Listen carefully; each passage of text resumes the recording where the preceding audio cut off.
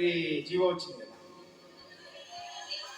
చెప్తున్నా ఆ 100% గ్రాస్ శాలరీలో 1560 మంది కాంట్రాక్ట్ ఎంప్లాయీస్కి 100% గ్రాస్ శాలరీ వస్తుంది అని రాశారు. ఓకేనా?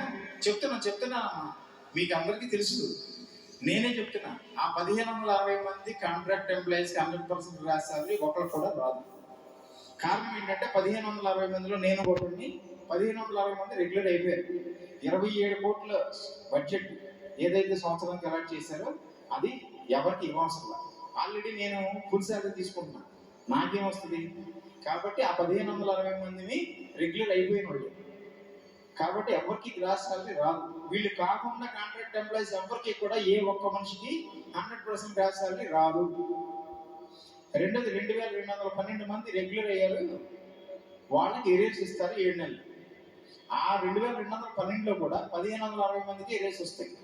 అంటే మనం ఒక జీవో గవర్నమెంట్ ఇచ్చినప్పుడు దానిలో ఎంత లాజిక్ మనకు అర్థం అవడానికి ఎంత టైం పడుతుంది? చదివిన జీవో చదివిన వాళ్ళకి ఎంతమందికి అర్థం అవుతుంది?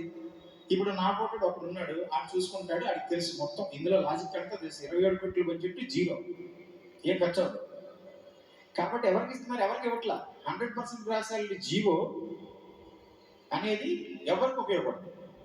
కానీ మన రెగ్యులరైజేషన్ మీరందరూ ఏదైతే కోరుకుంటున్నారో, ఏదైతే సాధించాలో, దీనికి ముందుగా నా సలహా అయితే ముందు అంటే రెగ్యులరేషన్ అనేది అల్టిమేట్ గోల్.